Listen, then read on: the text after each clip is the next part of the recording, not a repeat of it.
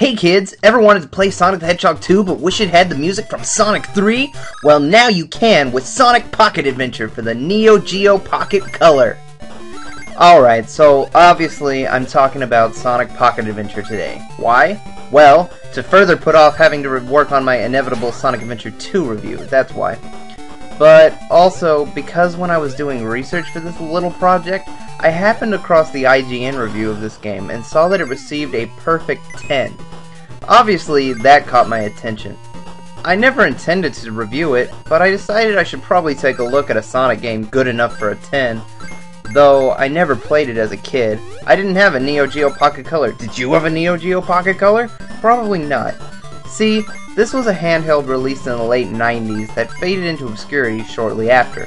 Why Sega decided to release a Sonic game on it, I have no idea, but here we are.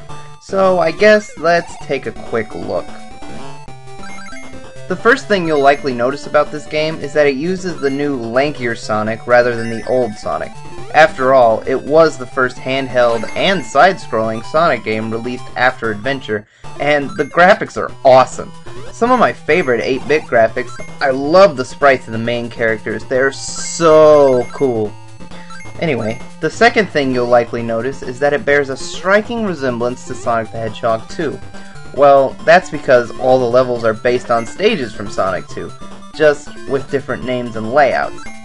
I can think of a worse Sonic game to base a game off of, but it makes me wonder why they didn't just come up with some new ideas. It's a lot like how Sonic the Hedgehog 4, all the levels were basically just new versions of old levels. Kinda lame. Neo South Island is just Emerald Hill Zone, Secret Plant is just Chemical Plant, Cosmic Casino is Casino Nights, Aquatic Relics is Aquatic Ruin, Aero Base is just Wing Fortress, and Gigantic Angel is just Metropolis, but with a far stranger name. There's even a Sky Chase level. It's just one big ripoff. The levels all maintain the same gimmicks, too. Cosmic Casino has the slot machines and is also one of the biggest troll levels in video game history. And Aquatic Relics has the underwater portions of Aquatic Ruin, complete with arrow shooting totem poles and evil robot piranhas. Hate those things. The special stages are also ripped right from Sonic 2, but believe it or not, they're even worse. It's incredibly difficult to steer Sonic. He just flies whichever direction you hit, and because of the system's technical limitations, the rings don't appear until it's too late. You never see them ahead of time, so unless you've memorized the pattern, you'll never know where they're going to be. The only real major difference are the bosses. None of them are the same as in Sonic 2, except Silver Sonic, who is way easier. Most of the bosses actually seem more difficult than in Sonic 2. Maybe it's just because I'm not as familiar with this game, but it took me forever to beat Secret Plant's boss, and Cosmic Casino's boss took even longer, until I discovered a way to kill him without getting hit at all.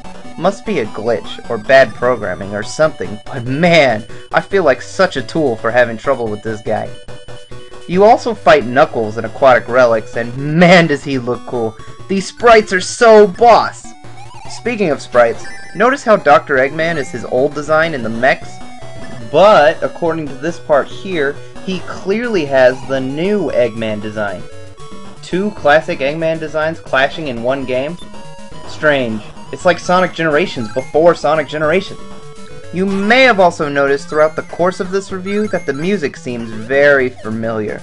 Well, for whatever reason, I guess they decided that Sonic 2 music wasn't good enough, so they used bits and pieces from Sonic the Hedgehog 3 and Knuckles' soundtrack. Angel Island Zone music plays during Neo South Island, Hydro City plays over Secret Plant, and Mushroom Hill Zone over Aquatic Relics. It's very strange. My biggest problem with this game, other than the difficulty, is the way the screen moves. It gives me a headache, likely because it's a handheld, but sometimes it just seems to move sporadically. Not to mention, Sonic's controls are a little funny. I don't know how to explain it, but it seems sort of slippery. It's not game-breaking, but I have died a few times because of control issues.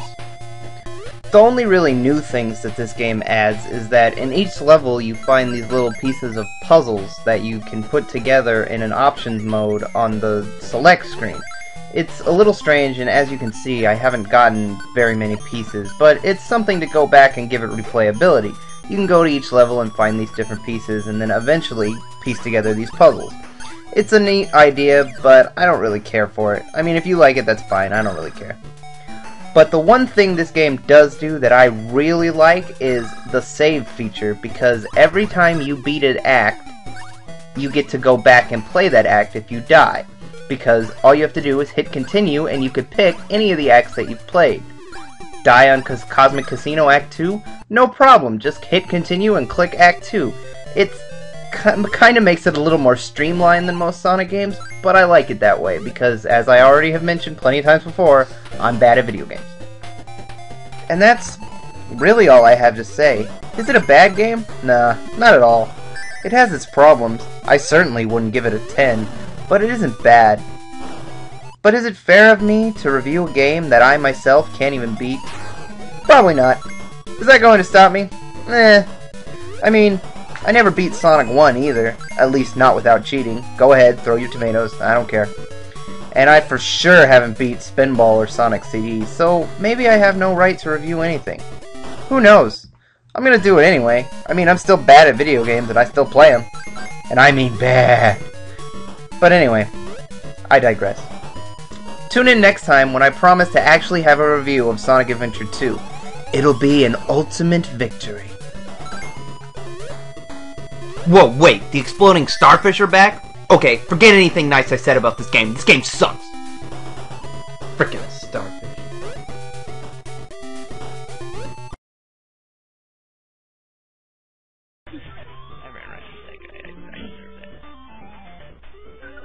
Oh, please don't be a fool. What? What?